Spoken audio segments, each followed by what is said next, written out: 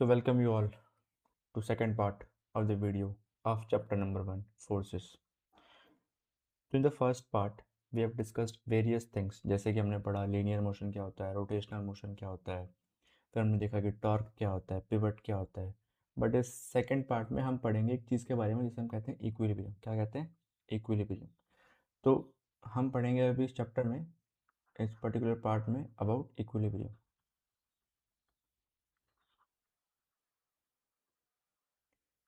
Equilibrium का क्या मतलब होता है? इक्विलिब्रियम का ये मतलब होता है कि कोई भी ऑब्जेक्ट या तो मूव कर रहा है, या तो रेस्ट पर है, या तो रुका हुआ है, या फिर मूव कर रहा है। क्या कर रहा है? मूव कर रहा है, लेकिन उसकी वेलोसिटी क्या है? कांस्टेंट। वेलोसिटी क्या है? कांस्टेंट है। तो हम दो इक्विलिब्रियम के बारे में पढ़ेंगे। First is equilibrium of rest and equilibrium of motion. Equilibrium of motion, जिसे हम स्टैटिक और डायनेमिक इक्विलिब्रियम भी बोलते हैं। चलिए, equilibrium of bodies. Equilibrium of bodies. A body a body is said to be in equilibrium when all the forces and moments, यानी कि एक बॉडी इक्विलिब्रियम में तब मानी जाएगी जब उसके ऊपर लग रहे सारे फोर्सेस और torques acting on it balance each other so that it remains at rest or continues to move with constant velocity। तो या तो वो रेस्ट पर रहे, या तो वो रेस्ट पर रहे, या तो उसकी वेलोसिटी कांस्टेंट रहे। अगर इन दोनों में से कोई भी कंडीशन हमें मिल जाती है तो हम कह सकते हैं कि जो ऑब्जेक्ट है वो इक्विलिब्रियम में है। अब वो किस तरीके का इक्विलिब्रियम है हम आगे देखते हैं कि इस वाले इक्विलिब्रियम को बोलते हैं स्टैटिक इक्विलिब्रियम एंड इस वाले इक्विलिब्रियम को बोलते हैं डायनेमिक इक्विलिब्रियम। क्लियर? अच्छा, अब according to Newton first law of motion, if the resultant force and resultant torque acting on a body is zero, the body remains in equilibrium. ठीक है, Newton first law. एक body rest पर रहेगी कब तक? जब तक उसके ऊपर फोर्सेस सारे अनबैलेंस्ड एक्ट ना करें, और वो मूव करती रहेगी विद कांस्टेंट वेलोसिटी जब तक एक ऐसा फोर्स ना लगे जो उसको रोक दे। राइट, वो रहा लॉजिक। अभी कंडीशंस फॉर इक्विलिब्रियम क्या क्या है? कंडीशंस फॉर इक्विलिब्रियम है, फर्स्ट कंडीशन है for translation equilibrium, a body is in translational equilibrium if net force acting on it is zero. तो जैसे मान लो मेरे पास, ऐसे मैंने एग्जांपल लिया, ये बहुत सारे मैंने फोर्स बनाए, F1 F2 F3, है ना। तो मान लो ये मेरा 2 न्यूटन है, this is my 2 Newton, this is my 3 Newton and this is my 3 Newton. तो हमने देखा कि ऊपर सारे लग रहे जो फोर्स है वो पॉजिटिव मान लिए, नीचे जो फोर्स लग रहे हैं वो नेगेटिव मान लिए। तो 2 newton minus 2 newton is equals to zero. ऐसे ही 3 newton minus 3 newton is equals to zero. तो नेट फोर्स क्या हो गया? Net force is zero. Net force is यानी कि sum of all the forces, sum of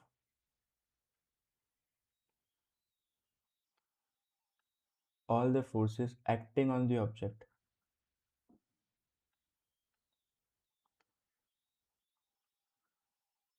acting on the object are zero, is zero। ठीक है, sum of all the forces acting on the body is zero. जिसका मतलब क्या हुआ?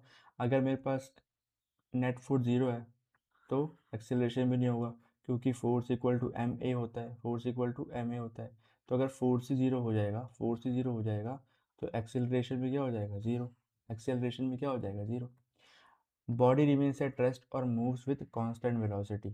तो मैंने क्या बताया कि अगर वेलोसिटी कांस्टेंट है, वेलोसिटी क्या है? कांस्टेंट है। वेलोसिटी कांस्टेंट है तो मैं कह सकता हूँ कि उस बॉडी में कोई एक्सेलरेशन ही नहीं हो रहा। तो एक्सेलरेशन क्या हो जाएगा? जीरो।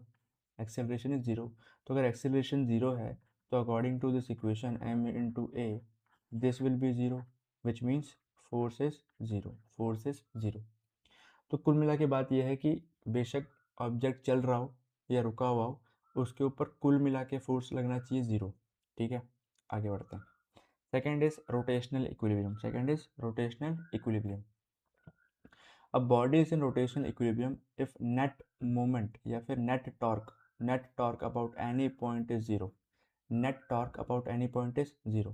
तो टॉर्क कितना बेटा? Torque 1 plus torque 2 plus torque 3 ये सारे इन सभी टॉर्क्स का सम क्या होना चाहिए, 0 होना चाहिए। जैसे फॉर एग्जांपल अगर मैं देखूं कि मानो एक रॉड बनाओ, तुम लोग एक रॉड बनाओ,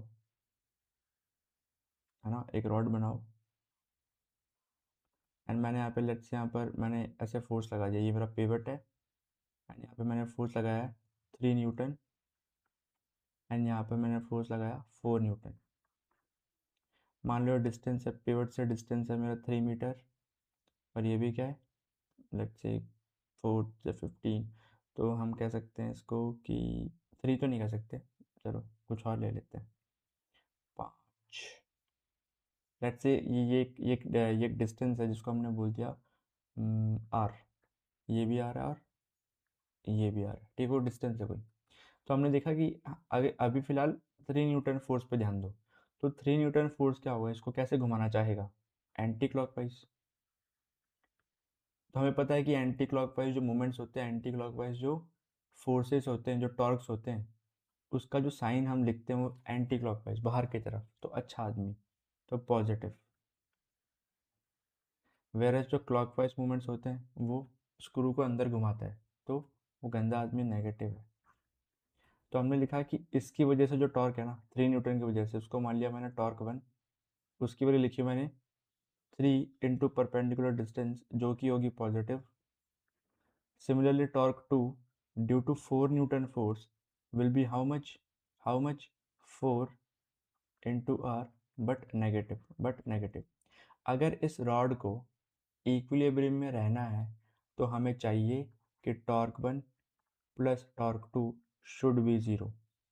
अब टॉर्क 1 प्लस टॉर्क 2 का जो सम है वो 0 तभी हो सकता है जब टॉर्क 1 बराबर टॉर्क 2 हो, magnitude of torque 1 is equal to torque 2, और जो टॉर्क 2 है वो ऑब्वियसली नेगेटिव साइन के साथ आएगा, तो नेट फोर्स क्या हो जाएगा, नेट फोर्स क्या हो जाएगा, 0। नेट फोर्स क्या हो जाएगा, 0। तो ये पूरी कहानी है। Now here the body does not rotate, obvious सी बात है, अगर टॉर्क 0 होगा तो बॉडी रोटेट नहीं करेगी, and there is no angular acceleration, जैसे वहाँ पे लीनियर एक्सेलरेशन नहीं था, यहाँ पे एंगुलर एक्सेलरेशन नहीं है। A body is in complete equilibrium when sum of forces and sum of torque are 0. All the translation force, linear force and rotating force torque जो है, अगर वो उनका सबका सम 0 हो जाए तो वो complete equilibrium कहलाता है, ठीक है। अच्छा, important part ये है कि both condition must be satisfied simultaneously. Now whatever we have studied in this particular slide and in the previous slide, उसका हम देख लेते हैं रिवीजन, कंक्लूजन देख लेते हैं। तो मैंने क्या बोला, स्टैटिक इक्विलिब्रियम, क्या static equilibrium, body is at rest, resultant force 0, resultant torque 0। Dynamic equilibrium, the body move करती है कांस्टेंट वेलोसिटी के साथ, और उसका एक्सेलरेशन क्या होता है, 0। Net force 0, net torque 0, net torque 0। Example, a car moving at constant speed on straight road, ठीक है, तो इसका किसका एग्जांपल हो, ये डायनेमिक इक्विलिब्रियम का। A train moving uniformly on a track, dynamic equilibrium. An elevator moving upward with constant speed, dynamic equilibrium. Whereas static में a book lying on table, कुल मिला के फोर्स 0 रखता है तो वो रेस्ट पर ही रहती है, घूमती नहीं है। अ हैंगिंग पिक्चर फ्रेम रेस्ट पर रहती है, एक बिल्डिंग रेस्ट पर है, पार्क कार रेस्ट पर है। तो this is all about equilibrium, that is static and dynamic. Clear. तो ये है कि भाई स्टैटिक रुका हुआ ऑब्जेक्ट रेस्ट पर है, and this object is moving with constant velocity.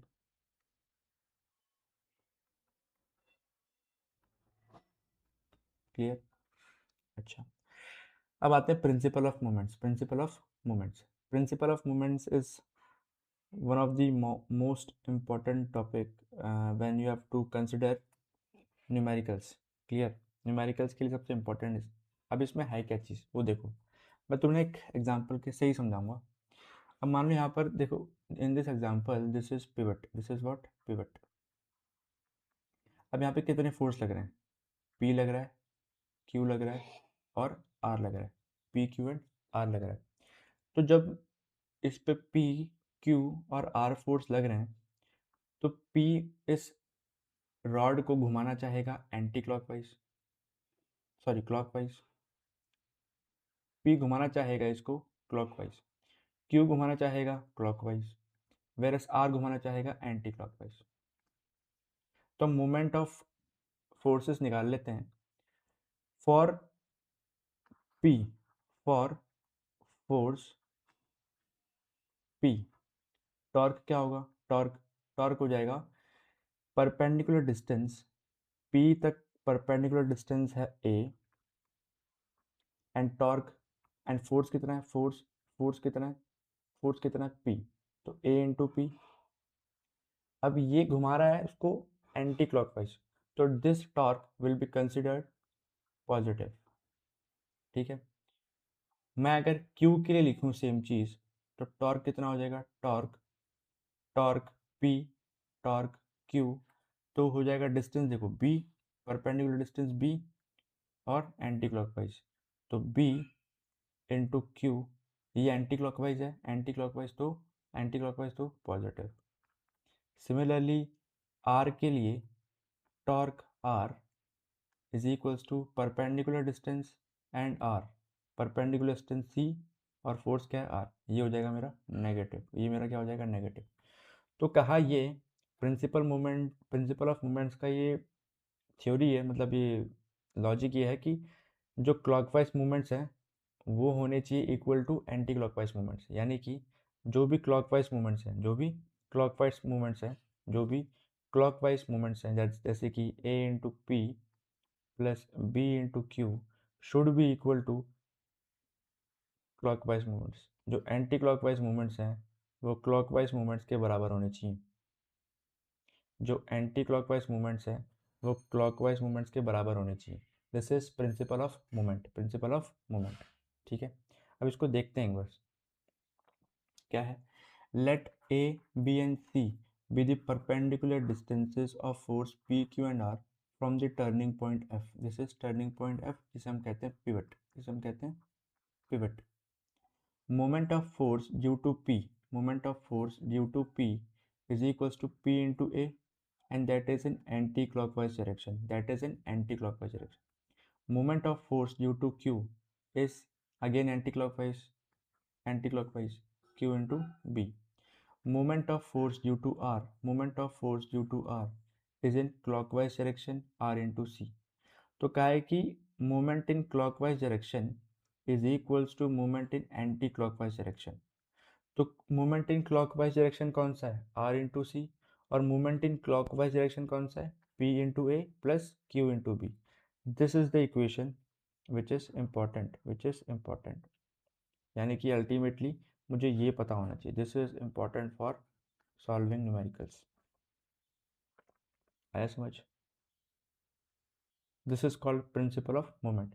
If a number of forces acting on a rigid body kept in equilibrium, then sum total of all the clockwise movements about the turning points is equal to sum of total of anti-clockwise movements। यानी कि जो clockwise movements हैं वो बराबर होने चाहिए anti-clockwise movements के, तभी मुझे मिलेगा टॉर्क इक्विवेलेंट टॉर्क जीरो, तो this is principle of movement, and this is very important when we are solving numericals। तो theory part of this chapter is almost complete, when we will be solving numericals, जैसे कि यहाँ पर मैं numerical solve करूँगा, numericals है ना, एक सेंटर ऑफ मास भी हमें पढ़ना है, तो वो भी पूरा कर लेते हैं। तो जब हम न्यूमेरिकल सॉल्व करेंगे, जब हमें काम आएगा moment of force, principle of moments. Clear? तो आई गेस यहाँ तक कंप्लीट करते हैं इस वीडियो को। Second part is still this point, and in the next part we will be studying center of mass and center of gravity, and after that we will be completing the numericals of the chapter. Thanks for watching.